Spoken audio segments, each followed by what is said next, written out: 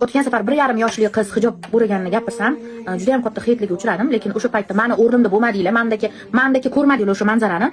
O'ziga oyisiga aytmabsiz, aytdim, foydasi yo'q ekan oyisiga. Birinchidan men ko'rganimda u qizni 2 qavat ro'mol, mana menda hozir ichida shapka yo'q, sochim ko'rinmaydi, o'raganman. Chunki shapka bilan ana qilsam miyam siqadi. U bechora qiz shapka ham o'ragan, ustidan ro'mol o'ragan. Maska taqishgan. Men uni qanaqadir kasallikdan himoya qila oladimmi desam, yo'q, kasallik emas. O'zi ular menda hijob bo'lgan ekan. Oyisi aytish bo'yicha, mana shunaqa hijob bo'lgan ekan. Hozir davlat tomonidan taqiqlangan uchun maska taqib olishgan ekan. Yomon ko'zdan asrasin degan deb o'ratgandir. Qanaqa ko'zdan asraydi, baraka topqurlar. Mana bu bolalarga hech kim qaramayapti, lekin endi mana shu 1,5 yosh qiz 2 qavat hijob o'rab maskalar taqqani uchun hamma unga qarayapti. Даже hijobli onaxonlarimiz ham namuncha buni ertadan o'rantirdilar. Hali kun suv qiynaladi. Bolaga sal yengillik beringlar deyishdi. Nimaga bunaqa tuppoycha o'ylaysiz ba'zi birlar? Bola suli toshib ketgan bola. To'g'risini aytsam, hali gapirishni ham bilmas ekan. Oyi, ada, aka, to'tu, tata deb yuribdi-da. Yurganda ham mana qilib, hali qoqilib yuribdi. Hali endi yurishi o'rgangan bolaga.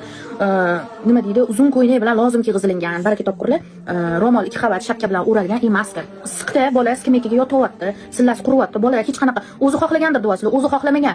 U tushunmaydi hali. O'zi kimligini bilmaydi. O'zi xohlaydigan bola mana qilib hijobni yechib, maskalarni totib tashamasdi. Hijobni yechishga uryapti, oyisi qo'liga urib, bo'ladi.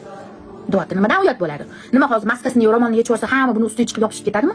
Nima qiladi bola? Hali bola kichkina, baraka topqurlar. Mantlariga suli o'zi badanga toshadi, yuzga kamdan kam toshadi. Qo'llari bilan mana bunaqa joylariga, mana peshanalariga suli toshib ketgan. Baraka topqur, sal bir bola hali ildizini, sochlarini ildizi hali yumshoq, mustahkam, bizdagi baqbat emas. Sal bir yengillik beringlar bolaga, ozgina dotriga to'yib olsin. Islom deb dinni niqob qilmaylar ayrimlar. Dinni gapirib. Islomda yengillik berilgan. Islomda 9 yoshdan hijob o'rasin deyilgan. Hijob farz deyilgan. Mayli bir xil sal voqliroq o'raydi, 7 yosh, 8 yoshdan o'rar, lekin 1,5 yosh qizi endi atechecha qilib yurgan qizni o'rantirib qo'ymaydi, baraka topqur. Islomga bunaqa birdaniga hijob o'ratib, bosim bilan kiritilmaydi. Hijobga mehr muhabbat bilan o'sha 9 yoshgacha qancha ilm bersa bo'ladi bolaga. 9 yoshgacha Allohga mana hozir 1,5 yosh bolaga ham Alloh qani desa bundoq qiladi. Lekin Alloh qanaqa kuch-qudratga, nima deydi, kuch-qudratli zotligini hali baribir bizachalik tushunmaydi. Nimaga qodirligini Allohim. O'zini daji nimadan yaralganini bilmaydigan bola.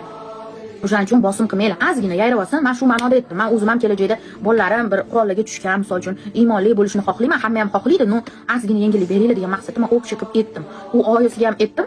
U bitta men emas, mendan kattalar ham aytdi. Eshitayotgani ham yo'q, oyisi tupurib qo'ygan. O'zi oyisi 20 yoshdan hijobga kirgan. Uni adasi ham shunaqa. Nima deydi? Men bola ozgina quyoshga to'yib olish kerak, ditriga. Badallari ozgina yayrasin. Hozir suli toshadi. Siz bilan menga toshmaydi suli. Shunaqa kichkina bolalarga toshadi.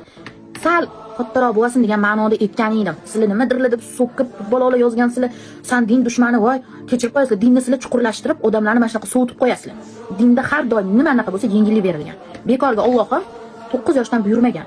Tanasi sal yayravasin bolani. Ularning badani nozik, bizlarga o'xshagan eshakning terisi emas, baraka topqurlar. O'shanaqa ma'noda aytdim, sal yayrasin. 9 yoshgacha qancha tushuncha bersa bo'ladi. Arab tiliga berib, misol uchun